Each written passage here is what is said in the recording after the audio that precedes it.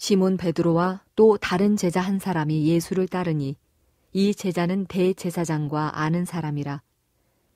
예수와 함께 대제사장의 집들에 들어가고 베드로는 문 밖에 서 있는지라. 대제사장을 아는 그 다른 제자가 나가서 문 지키는 여자에게 말하여 베드로를 데리고 들어오니 문 지키는 여종이 베드로에게 말하되 너도 이 사람의 제자 중 하나가 아니냐 하니 그가 말하되 나는 아니라 하고 그때가 추운 고로 종과 아랫사람들이 불을 피우고 서서 쬐니 베드로도 함께 서서 쬐더라. 실패는 성공의 어머니다라는 그런 말을 우리가 많이 들어왔어요. 실패 그 자체는 좋지 않은 것이지만 바라는 것이 아니지만 그 실패를 통해서 우리가 배우는 인생의 교훈이 있고 지혜가 있다는 거예요. 세상에 모든 성공한 사람들 치고 실패 없이 항상 승승장구한 사람 없습니다. 성공한 사람일수록 많은 인생의 실패의 경험이 있어요. 중요한 것은 그 실패를 통해서 교훈을 받고 실패를 딛고 일어섰다는 거예요. 여러분, 우리가 이왕이면 실패하지 않으면 좋죠. 여러분이 하시는 일에 내가 하는 일에 실패하지 않으면 좋겠습니다만은 그러나 여러분 실패할지라도 그 실패에 무너지지 않고 실패를 통해서 배우는, 그래서 한 단계 더 도약하는 여러분 모두가 되기를 주의 이름으로 축원합니다. 우리가 실패하면 안 되지요. 그런데 무엇보다도 우리가 실패해서는 안 되는 분야가 있는데 그것이 바로 신앙생활입니다. 믿음 생활이에요. 다른 것도 실패해서는 안 되겠지만 성도는 무엇보다도 신앙생활에 있어서 꼭 성공해야 되고 승리해야 될 줄 꼭 믿으시길 바랍니다.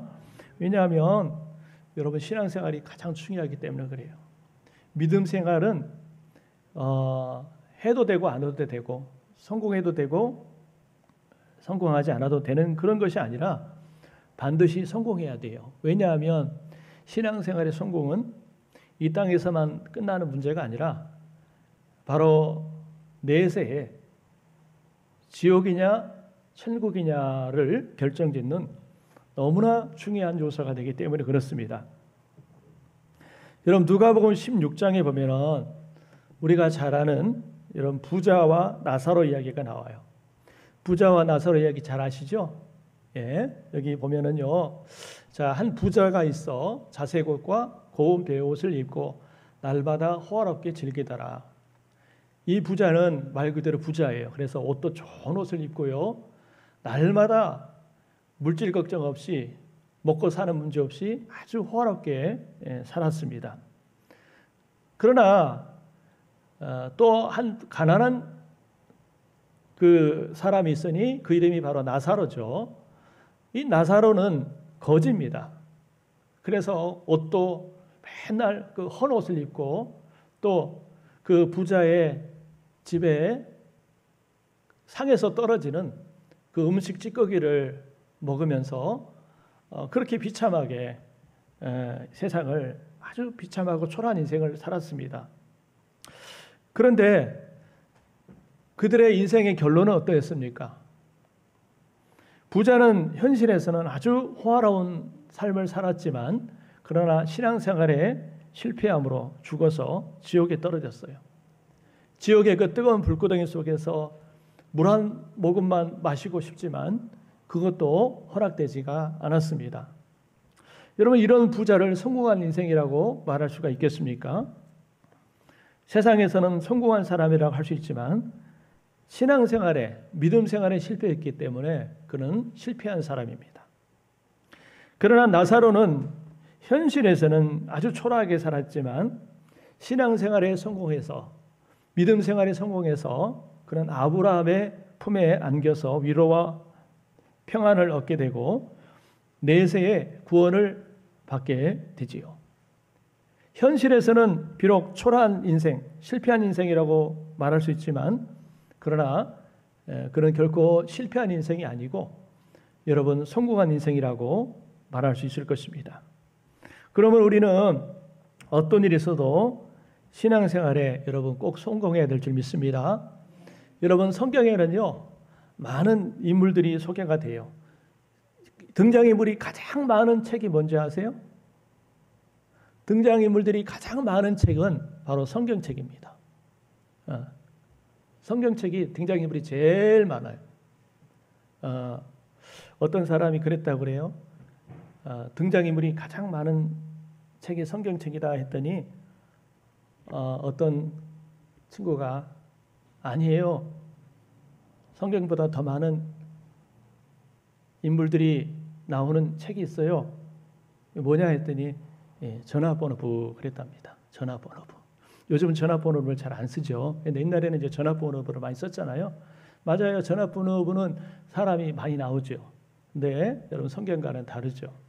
이 많은 사람들이 나오는데 그 많은 사람 가운데는요, 성공한 사람도 있고 실패하는 사람도 있어요. 믿음 생활에 성공한 사람도 있고 믿음 생활에 실패하는 사람이 있는데 특히 그 가운데서 실패하는 사람들의 이야기도 많아요. 아주 솔직하게. 성경은 여러분 아주 솔직한 책이에요. 정직한 책이에요. 여러분 정직하지 못하다면 어쩌면 인간들의 아주 우리가 잘 알고 있는 그 유명한 본받을 만한 믿음의 사람들 있잖아요. 이 사람들의 어떤 허물, 죄, 실수 이걸 기록을 안 할 겁니다. 좋은 점만 기록할 거예요. 위인전처럼.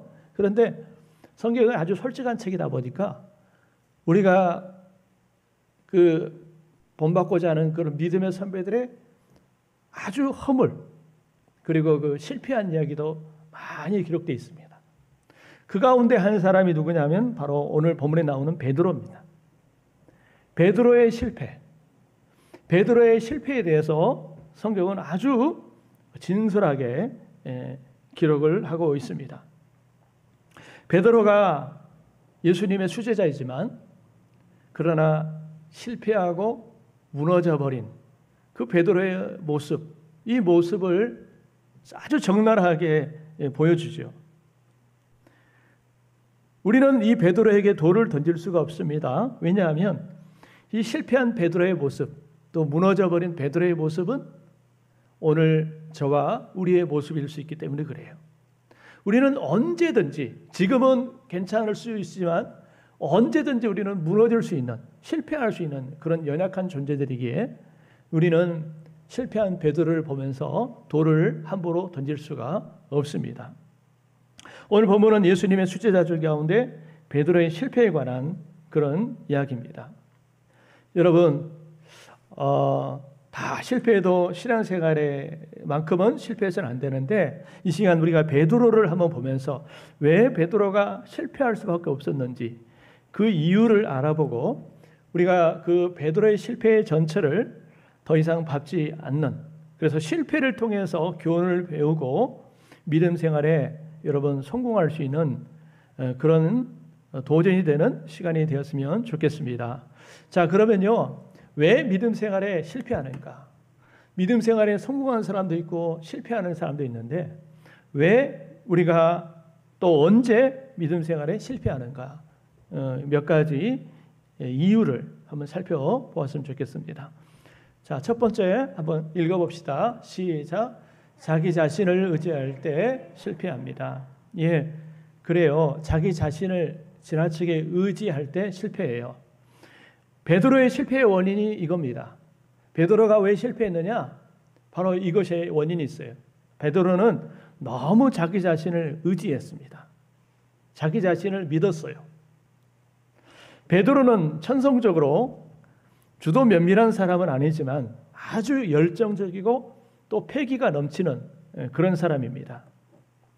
여러분 마태복음 26장 31절 33절에 보면은 예수님께서 야, 오늘 밤에 너희들이 다 나를 버리리라 라고 말씀하셨어요. 그랬더니 베드로가 아니 무슨 소리냐고, 모든 다 주를 버릴지라도 나는 결코 주님을 버리지 않겠습니다. 다른 사람은 그리고 다른 제자들은 주님을 버릴지라도 나는 절대로 주님을 버리지 않겠습니다 라고 고백을 하지요. 이 베드로의 말을 잘 살펴보면 뭘 느끼냐면 다른 사람들과 다른 제자들과 자기를 비교하는 그런 모습을 볼 수 있어요. 비교해서 나는 다른 사람보다 나은 사람이다. 다른 사람은 그렇게 부인하고 배반하고 그럴지라도 나는 다른 사람과 다른 사람이다 라고 하는 자기를 의지하고 자기를 신뢰하는 그런 베드로의 모습을 볼 수가 있습니다. 내가 그래도 너보다 낫다, 너희들보다 낫다 라고 하는 그런 베드로의 모습을 볼 수가 있어요. 여러분, 물론 우리가 사람과 사람이 비교해가지고 다른 사람보다 나을 수도 있고 못할 수도 있어요. 세상적으로도 그렇지만 믿음 생활에서도 그럴 수 있어요. 그러나 다른 사람과의 비교해서 내가 낫다, 좀 못하다 이거는 별로 중요하지 않아요. 중요한 것은 하나님 앞에서예요. 하나님 앞에서. 한번 우리 따라서 합시다. 하나님 앞에서. 다른 사람과 비교해가지고 내가 낫다 못하다 이게 중요한 것이 아니라 하나님 앞에서 내가 어떠하냐. 여러분 믿음 생활은 하나님과의 관계지 다른 사람과 비교해가지고 낫다 못하다 그게 아니에요. 하나님 앞에서 내 믿음이 어떠하냐 이게 중요하지 다른 사람과 비교해가지고 낫다 못하다 이게 중요한 게 아니에요. 믿음은 하나님과의 관계입니다. 내가 지금 하나님과의 관계가 어떠하느냐 이것이 중요하지 다른 사람과 비교하면 안 돼요. 어떤 사람들은 신앙생활을 믿음으로 하지 않고 자기 자신으로 하는 사람이 있어요.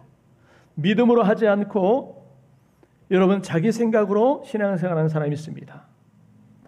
믿음은 말뿐이고 실제로는 자기 이성으로 하는 사람이 있어요. 더 자세하게 말하면 자기의 고집을 따라 하는 사람이 있습니다. 자기의 생각이 맞다, 확신한다 라고 그렇게 생각하는 사람이 있어요. 여러분 그러면 안 됩니다. 그러면 실패하는 거예요. 내 생각이, 내 이성이, 나의 어떤 확신이 얼마든지 틀릴 수가 있다. 이런 생각을 가지고 해야지 내 생각이 맞다. 내 주장이 맞다. 내 경험이 맞다라고 이렇게 주장하면 여러분 언젠가는 무너질 수가 있습니다. 이스라엘 백성들이 왜 망했냐면 사사기서 보니까 자기 소견의 어른대로 행하더라라는 말이 있어요. 사람들이 자기 소견의 어른대로 행하더라. 자기 소견이 뭐예요? 자기 생각이라는 거예요. 자기 생각이 어른대로 행하니까 타락이 이어지는 겁니다. 여러분 믿음 생활은 내 생각에 좋은 대로 하는 것이 아닙니다. 여러분은 하나님의 말씀대로 하나님의 생각대로 하나님의 의지대로 하는 것이 올바른 믿음 생활임을 여러분 꼭 기억하시길 바랍니다. 할렐루야. 그러니까 믿음 생활을 하나님의 생각대로 하나님의 뜻대로 해야지 내 생각대로 하면은 실패하는 거예요. 사무엘하 6장에 보면은 이 하나님의 궤, 법궤를 이 아비나답이라고 하는 사람의 집에서 이 다윗성으로 옮기는 그런 내용이 나와요. 그런데 도중에 이제 문제가 발생합니다. 여기 봅시다. 한번 넘겨볼게요. 자, 한번 우리 사무엘하 6장 6절에서 7절 한번 읽어볼게요. 시작. 그들이 나곤의 타작마당에 이르러서는 소들이 띠므로 우사가 손을 들어 하나님의 궤를 붙들었더니 여호와 하나님이 우사가 잘못됨으로 말미암아 진노하사 그를 그곳에서 치시니 그가 거기 하나님의 궤 곁에서 죽으니라. 다윗이 왕이 되고 그 하나님의 궤를 이제 아비나답의 집에서 이 다윗성으로 옮기고자 할 때에 여러분 새 수레에 이 법궤를 신고 옮깁니다. 이것도 잘못된 방법입니다. 그런데 이 수레가 나곤의 타작마당에 이르렀을 때 소가 갑자기 뛰는 거예요. 그 수레를 끌고 있던 소가 갑자기 막 뛰니까 그 법궤를 싣고 있던 이 수레가 넘어지려고 그러잖아요. 그래서 법궤가 떨어지려고 그러니까 그 옆에 있던 우사가 하나님의 궤를 손으로 붙잡았다고 그랬어요. 그런데 그 순간 하나님이 그 우사를 치셔서 현장에서 죽게 했다라는 거예요. 인간적인 생각으로 하나님의 법궤가 수레에서 떨어지려고 할 때에 붙잡는 것이 뭐가 문제가 있는가 이런 생각이 들 수도 있겠죠. 어떻게 보면 잘한 일이다 생각할 수 있어요. 그럼에도 불구하고 하나님은 웃사를 쳐 죽게 하셨어요. 왜 그랬을까요? 하나님의 방법대로 하지 않았기 때문에 그렇습니다. 여러분, 민수기 4장 15절에 보면은 이 말씀 한번 또 읽어봅시다. 시작. 진영을 떠날 때에 아론과 그의 아들들이 성소와 성소의 모든 기구 덮는 일을 마치거든 고앗 자손들이 와서 매일 것이니라. 그러나 성물은 만지지 말라. 그들이 죽으리라. 회막 물건 중에서 이것들은 고앗 자손이 매일 것이며. 여러분, 하나님께서 이미 민수기서를 통해서 이스라엘 백성들에게 알려주셨어요. 하나님의 성물, 특히 법궤를 옮길 때는 뭐 아무렇게나 옮기는 게 아닙니다. 인간의 편의를 따라서 옮기는 것이 아니고, 여기 보니까 이 고앗 자손들이 어깨에 메고, 여기 어깨에다 메고 옮기게 돼 있어요. 이게 하나님의 방법입니다. 그런데 웬일인지, 아마 편의 때문에 그런지 모르겠지만 어깨에 메지 않고 수레에 실어서 옮겼어요. 편하게 가고자 함이 아니었을까 이런 생각이 들고요. 또 그 성물은 만지지 말라, 만지면 죽으리라 했는데 이걸 만졌어요. 그래서 결국은 그 말씀대로 죽고 만 겁니다. 자, 그래서 믿음 생활은 내 생각에 옳은 대로 하는 것이 아니라 하나님의 말씀대로 해야 돼요. 여러분 믿습니까? 아멘. 그래야 실패하지 않고 복이 되는 거예요. 잠언 28장 한번 읽어봅시다. 26절 시작. 자기의 마음을 믿는 자는 미련한 자요 지혜롭게 행하는 자는 구원을 얻을 자니라. 예. 자기의 마음을 믿는 자는 미련한 자랍니다. 나의 마음, 내 생각을 믿는 사람은 미련한 자다라는 거예요. 미련한 자. 그리고 또 고린도서 10장 12절 읽어봐요. 시작. 그런즉 선질로 생각하는 자는 넘어질까 조심하라. 예. 그러니까 자기를 너무 믿고 의지하는 사람은 넘어질 수 있다라는 거예요. 여러분, 베드로는 이런 말씀들의 교훈을 무시한 채 자신을 지나치게 신뢰하다가 결국은 주님을 3번이나 부인하고 말았어요. 다른 사람은 몰라도 나는 안 그렇다. 나는 절대 그럴 사람이 아니다라고 자기를 너무 지나치게 믿었어요. 그런데 오히려 사실 다른 사람보다 더 많이 배반하고 말았어요. 실패하고 말았어요. 여러분, 자신을 과신하지 말고 온전히 주님만을 신뢰할 수 있기를 주님의 이름으로 축원합니다. 자신을 너무 신뢰하면 실패하는 거예요. 무너지는 거예요. 자, 두 번째, 왜 신앙생활에 실패하는가? 읽어봐요. 시작. 기도하지 않으면 실패한다. 기도하지 않으면 실패하게 돼 있어요. 예수님께서는 겟세마네 동산에서 십자가를 앞에 두고 기도하실 때에 이 제자들에게도 말씀하셨어요. 너희가 시험에 들지 않게 깨어 기도하라. 우리 마태복음 26장 한번 읽어봅시다. 시작. 제자들에게 오사 그 자는 것을 보시고 베드로에게 말씀하시되 너희가 나와 함께 1시간도 이렇게 깨어 있을 수 없더냐. 시험에 들지 않게 깨어 기도하라. 마음에는 원이로되 육신이 약하도다 하시고. 예수님이 한 번만 그렇게 말씀하신 게 아니에요. 여러 차례 야, 너희들 시험에 들지 않게 늘 깨어서 기도해라. 안 그러면 너희들 시험 든다. 마귀가 너희들 넘어뜨리려고 실족하게 하려고 지금 시탐탐 노리고 있으니까 너희들 시험 들지 않게 깨어 기도해라 라고 늘 당부했는데 예수님의 제자들은 그 예수님의 그 당부에도 불구하고 깨어서 기도하지 못했습니다. 오히려 기도해야 될 시간에 잠을 자고 말았어요. 육체적인 그런 피곤함에 이끌려서 잠을 자고 말았습니다. 결과적으로 어떻게 됐어요? 예수님의 제자들, 특히 베드로, 수제자임에도 불구하고 예수님을 가장 사랑하는 제자임에도 불구하고 예수님을 부인하고 심지어 예수님을 저주하기까지 했어요. 수제자라 할지라도 기도하지 않으면, 제자들이라 할지라도 기도하지 않으면 믿음을 유지할 수가 없다라는 거예요. 목사요, 장로요, 권사요, 아무리 믿음 좋은 사람이라 할지라도 기도하지 않으면 믿음을 유지할 수가 없다라고 하는 것을 우리가 알게 되는 거예요. 여러분, 그렇습니다. 기도는 성도에게 있어서 기도는 해도 되고 안 해도 되는 것이 아니라 반드시 해야 될 가장 필수적인 생명과 같은 그런 것이 기도인 줄 믿으시길 바랍니다. 우리가 평상시에도 기도해야 되겠지만 성경에 보니까 항상 기도하라, 쉬지 말고 기도하라고 그랬잖아요. 항상 기도하라.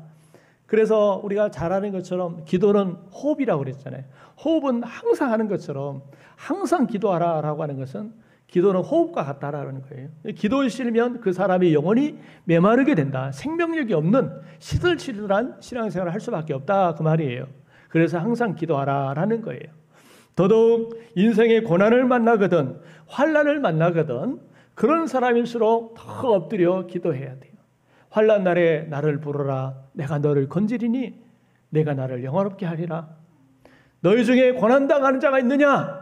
그는 기도할 것이요. 할렐루야. 여러분 고난 중에 있습니까? 어려운 가운데 있습니까? 하나님이 뭐 하라고 하셨어요? 원망하거나 불평하라고 하지 않고 뭐 하라고 하셨어요? 기도하라고 하셨어요. 할렐루야. 좀 크게 하세요.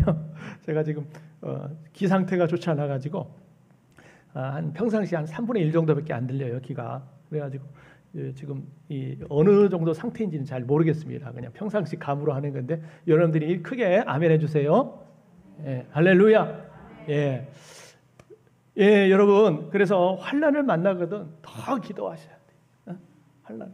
그래서 환난에 무너지지 않고 고난에 무너지지 않고 여러분 위기를 기회로 바꾸는 여러분 되시기를 주의 이름으로 축원합니다. 기도하지 않으면 실패할 수밖에 없어요.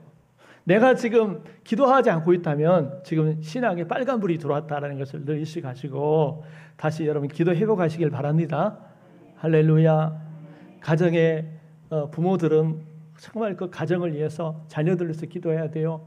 혹시 믿지 않은 그 가정에서 혼자 믿는 사람이 있으면 그 가정의 제사장이니까 정말 제사장적인 사명을 가지고 여러분 기도하셔야 돼요.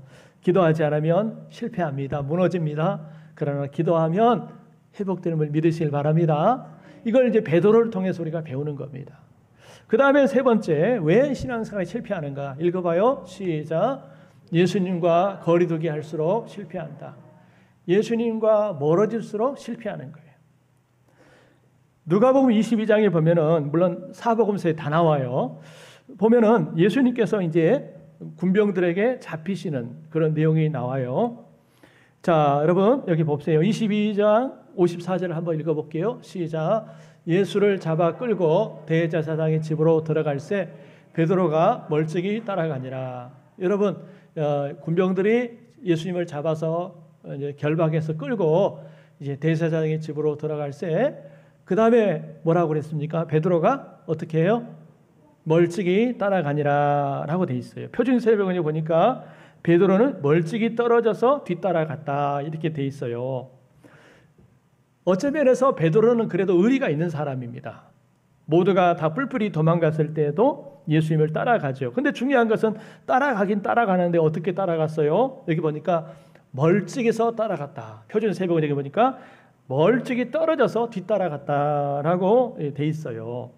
이 멀찍이 떨어졌다라는 것은 자기가 다치지 않을 정도로 다른 그 종교 지도자들이나 군병들이나 그런 사람들에게 밉보여 가지고 예수님이 제자다, 예수님이 추종자다 그래 가지고 밉보이지 않을 정도로 다치지 않을 정도로의 적당한 거리를 두고 따라갔다라고 하는 거예요.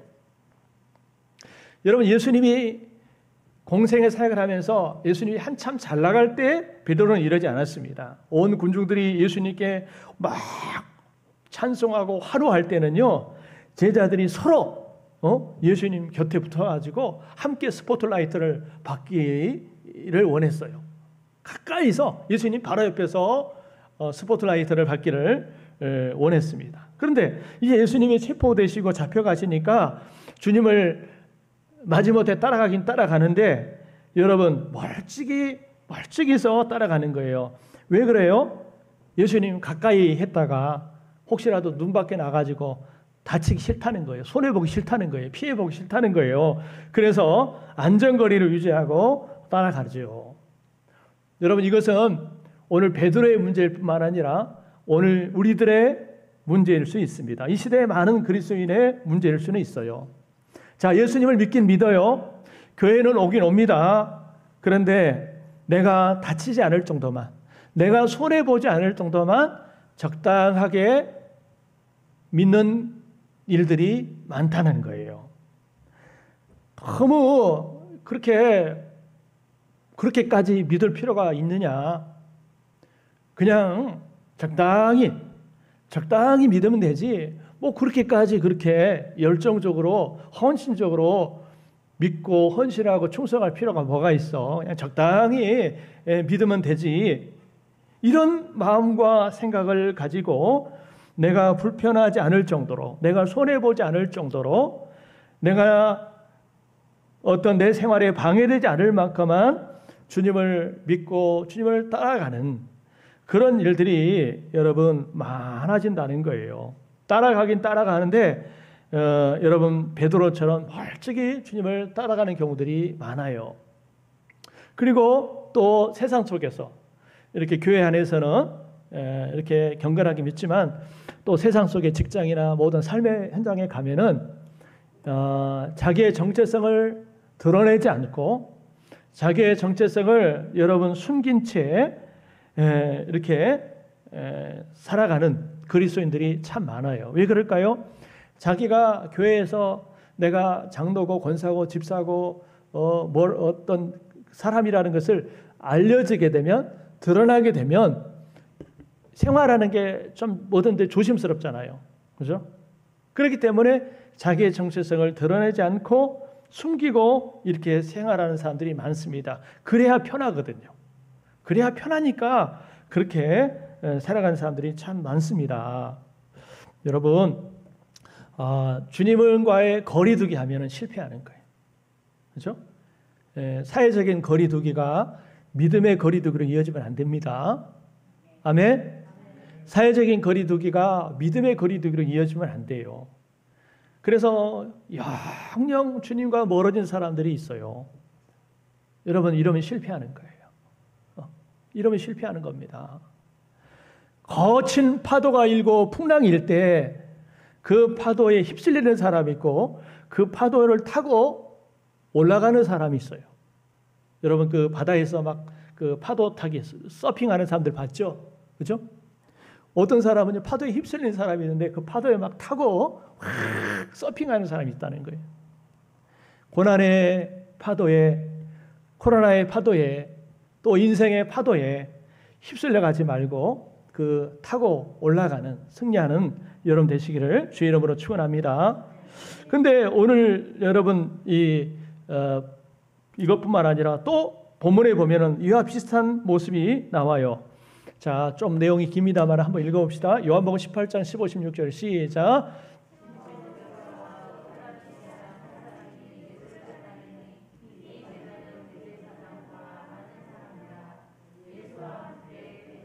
집들에 들어가고 베드로는 문 밖에 서 있는지라. 대제사장을 아는 그 다른 제자가 나가서 문 지키는 여자에게 말하여 베드로를 데리고 들어오니. 자, 여기서 주의 깊게 봐야 할 표현이 뭐냐면 노란색 글씨로 베드로는 문 밖에 서 있는지라, 이 표현인데, 자, 베드로와 요한 두 사람이 잡혀가시는 예수님을 이제 따라 대제사장의 집까지 갔는데, 자, 거기 다음에 요한은 그 집으로 들어갔어요. 근데 베드로는 문 밖에 서 있었다라는 거예요. 이게 뭐가 문제냐라고 할 수 있는데, 여기서도 베드로의 어떤 그 거리두기 하는 모습을 볼 수가 있습니다. 여러분, 요한은 문 안에까지 따라갔고 베드로는 문 밖에 서 있었다라고 하는 게 아무것도 아닌 것 같지만, 아무것도 아닌 것 같은 이 모습 속에서도 베드로의 어떤 그 신앙생활의 몸살이는 그런 모습을 볼 수가 있습니다. 안으로 들어갔다가 내가 혹시 또 따라 들어갔다가 문제가 생길 수 있다는 거예요. 그래서 따라가지 않고 문 밖에 그냥 서 있는 거예요. 문 하나 차이예요. 문 안 들어가느냐 나가는 밖에 있느냐 이 문 하나 차이지만 여러분 그것도 주님과의 엄청난 어떤 거리, 관계를 의미해 주는 겁니다. 여러분 우리가 비유를 하자면 우리 삶 속에 적용하자면 신앙생활은 여러분 문 밖에서 하는 게 아닙니다. 문 안으로 들어와야 돼요. 다시 말하면 우리가 주님과의 깊은 관계 속에서 있어야 되겠지만 교회 생활도 믿음 생활도 우리가 아웃사이더가 되면 안 돼요. 아웃사이더가 뭔지 아시죠? 예, 여러분 아웃사이더가 되면 안 됩니다. 우리가 여러분 손님과 주인은요 달라요. 손님과 주인은 다릅니다. 여러분 예를 들어 봅시다. 지금 식탁에서 음식이 차려져 있어요. 한 사람은 앉아서 먹고 있고 한 사람은 서빙하고 있습니다. 자, 누가 주인이고 누가 손님 같아요? 자, 앉아서 먹는 사람이 주인이에요? 서빙하는 사람이 주인이에요? 이해가 잘 안 되십니까? 예. 예를 들어서 제가 설명하는 거예요. 식탁에 앉아서 음식을 먹는데 한 사람은 앉아서 먹고 있고 한 사람은 서빙을 하고 있어요. 누가 손님이고 누가 주인 같아요? 질문이 많이 어렵습니까? 앉아서 먹는 사람은 손님이고 여기 일어서 가지고 서빙하는 사람은 주인이에요. 주인. 그렇죠? 우리가 신앙생활하면서도 항상 손님처럼 신앙생활을 하면 안 됩니다. 주인의식을 가지고 신앙생활하라 그 말이에요. 할렐루야. 그래서 여러분 내가 이 교회의 주인이다. 물론 교회 머리 되시고 주인 되시면 예수님이지만 그러나 성도가 이 주인의식을 가지고 내 교회 의식을 가지고 어떤 손님의 입장에서 대접받고 섬김받고 하는 것이 아니라 정말 일어서서 내가 먼저 섬기고 대접하고 여러분 그런 적극적인 자세를 가지고 믿음 생활을 해야 될 줄 믿습니다. 할렐루야. 그러니까 문 밖에서 신앙생활 안 돼요. 문 안으로 들어와서 적극적으로 믿음 생활해야지 문 밖에서 있으면 실패하는 거예요. 마태복음 3장 12절 말씀에 이런 말씀이 있어요. 같이 읽어봐요. 시작.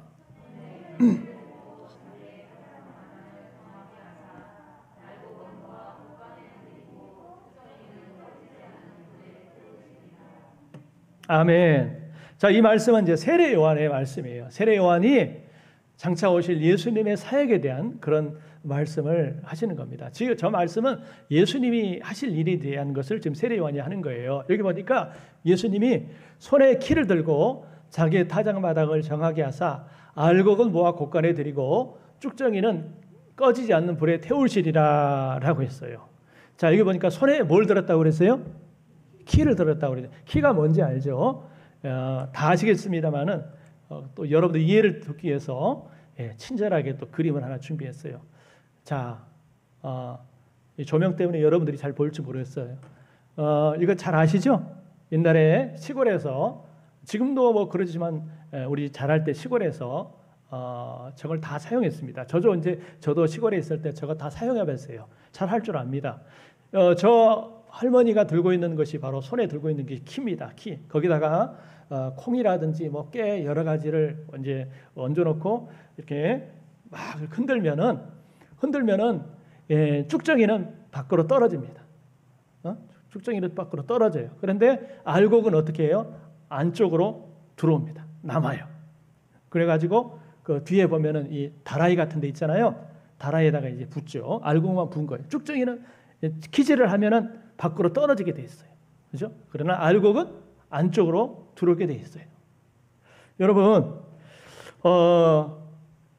그래서 이걸 계속 반복하다 보면은 결국 이제 쭉정이와 알곡이가 이렇게 갈라지게 되는데, 여러분, 같은 성도라 할지라도, 같은 하나님의 자녀라 할지라도요, 여러분, 같은 교회 안에서 있다 할지라도 쭉정이가 될 수 있고 알곡 신자가 될 수 있어요. 근데 우리는 몰라요. 누가 알곡 신자고 누가 쭉정이 신자인지는 그건 하나님만이 아시는 거예요.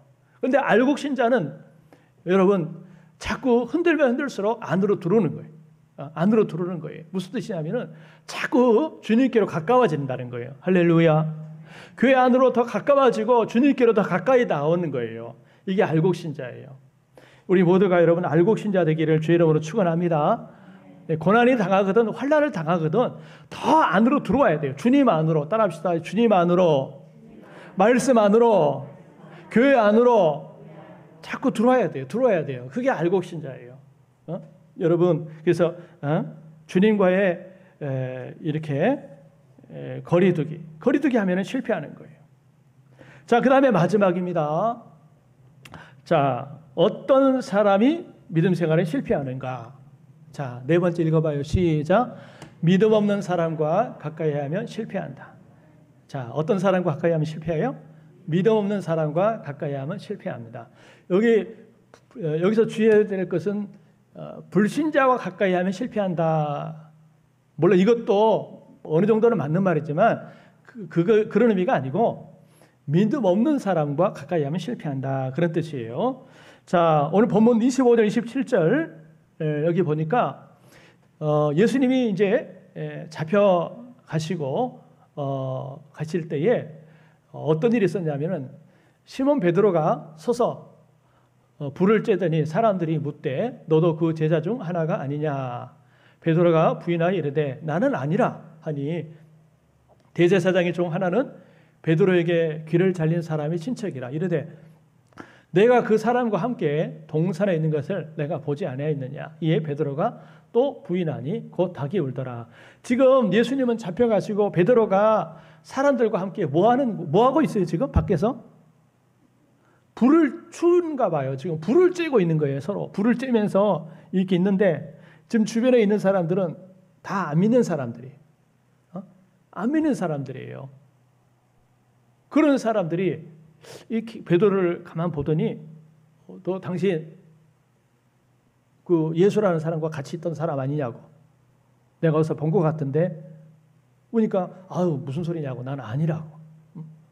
또 옆에 있는 사람이 당신 내가 예수와 함께 있는 거 본 것 같은데. 그랬더니 또 아유 아니라고 막 부인하고 막 저지하고 그런 거예요.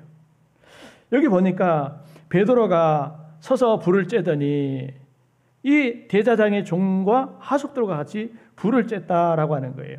예수님을 대적하고 십자가에 못 박고 부인하는 그런 사람들과 함께 불을 쬐다가 함께 있다가 결국은 자기도 의도치 않게 어떻게 해요? 자기의 의도치 않게 예수님을 부인하고 나 예수님 몰라. 나 그런 사람 모른다고. 무슨 소리냐고. 이렇게 부인하고 말았어요. 여러분 우리가요 이 원리가 우리가 믿음 생활에도 마찬가지입니다. 여러분 믿는 자는 이왕이면 믿는 사람들을 가까이 해야 돼요. 불신자와 가까이 하다 보면은 아무리 믿음 좋은 사람도 믿음이 떨어지는 겁니다. 여러분 오해하지 마세요. 믿음 불신자와 가까이 하지 말라, 교제하지 말라, 사귀지 말라 그런 의미가 아니에요. 그러면은 직장생활 하지 말라는 얘기죠. 우리 직장에 가면 다 안 믿는 사람들이 많고 이웃 친구들 가운데 주변 사람 가운데 안 믿는 사람들 얼마나 많습니까? 그러니까 그런 사람들을 가까이 하지 말아라, 친하게 지내지 말아라, 상종하지 말라 그런 의미가 아니에요. 그런 의미가 아니고 정말 가까이 하지 말라는 거예요. 아주 그냥 가까이 친하게. 그러다 보면은 왜 이런 얘기를 하냐면 내가 내 중심을 지키지 못하고 믿음을 지키지 못하면 그 사람들에게 영향을 받기 때문에 그래요. 안 좋은 영향을 받을 수 있기 때문에 그래요. 여러분 늘 부평하고 원망만 일삼는 자들과 어울리면 똑같이 되는 것입니다. 자신은 아니라고 해도 자꾸 그런 소리를 들으면 나도 영향을 받게 돼 있어요. 그래서 내 생각도 여러분 삐뚤어지게 되고요. 또 선입관이 생기게 되고 또 불평하는 사람이 될 수가 있는 것입니다. 자신은 몰라도 남이 보면은 금방 표가 나는 거예요. 여러분 옛말에 친구 따라 강남 간다라는 말 있잖아요. 한자성어로 유유상종 또는 또 끼리끼리라는 말이 있잖아요. 유유상종, 끼리끼리라는 말이 있는데 어떤 사람을 가까이 하냐에 따라서 그 사람과 같이 되는 거예요. 비슷한 사람이 되는 거예요. 여러분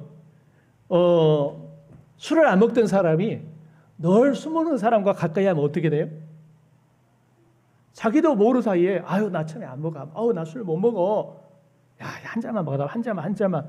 처음에 거부하다가도 자꾸 이제 권하게 되면은 이제 그냥 그래 한 잔만 이제 더 이상 권하지 마. 근데 한 잔이 이제 나중에는요, 두 잔이 되고, 두 잔이 세 잔이 되고, 여러분 나중에는 이제 애주가가 되는 거예요. 그러니까 어떤 사람을 가까이 하느냐에 따라서 나도 모르게 영향을 받게 돼 있습니다. 인간은 사회적인 존재, 관계적인 존재다 보니까 누구를 가까이 하느냐에 따라서 영향을 받게 돼 있어요. 그래서 옛날 우리 자랄 때 우리 부모들이 항상 잔소리처럼 하는 게 친구 잘 사귀라, 나쁜 친구 사귀지 말아라고 했잖아요. 여러분들도 다 듣고 자랐지 않습니까? 저도 많이 듣고 자랐어요. 여러분, 그게 우리가 영향을 받는다는 거예요. 그래서 우리가 이왕이면 믿음 생활을 할 때도 모범적으로 신앙생활하는 사람을 가까이 하시길 바랍니다. 모범적으로 신앙생활을 잘하는 사람, 그렇죠? 그래서 정말 예배 생활 잘하고 또 기도 생활 잘하고 또 섬김과 봉사에 아주 헌신적인 사람, 또 물질 생활에 깨끗한 사람, 또 이렇게 친절한 사람, 감사의 사람, 이런 사람과 가까이 하면은 나도 모르게 영향을 받게 돼 있어요. 근데 반대로 여러분 믿음이 없고 또 늘 부정적인 사람과 가까이 하면은 항상 그런 사람의 영향을 받게 되는 겁니다. 이게 바로 유유상종, 끼리끼리라고 하는 거예요. 여러분, 자, 저를 보세요. 망하는 비결이 있고 흥하는 비결이 있어요. 뭘까요?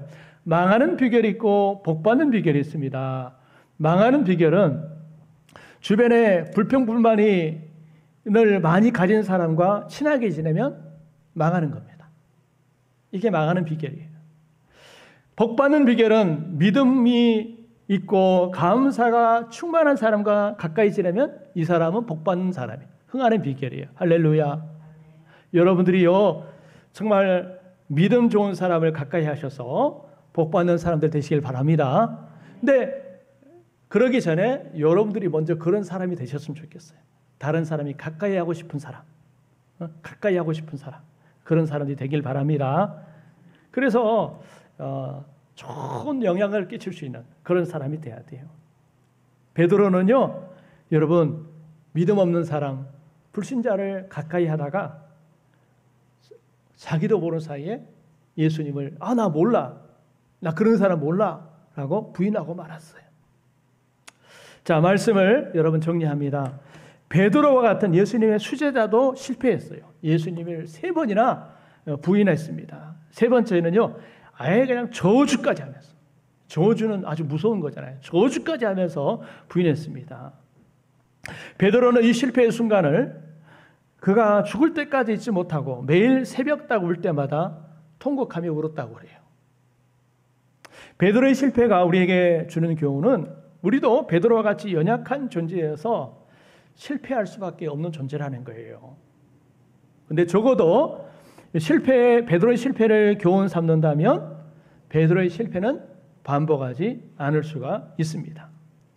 베드로는 자기 자신을 너무 지나치게 과신했습니다. 다른 제자들보다 자신이 낫다라고 생각을 했어요. 그래서 실패했습니다. 자신을 과신하면 안 돼요. 자신을 과신하는 사람은 기도하지 않습니다. 그래서 베드로는 기도하지 않았어요. 주님의 경고에도 불구하고 무시한 채 기도하지 않았습니다. 잠만 잤습니다. 그러다가 시험에 들고 말았어요. 기도하지 않으면 위험합니다.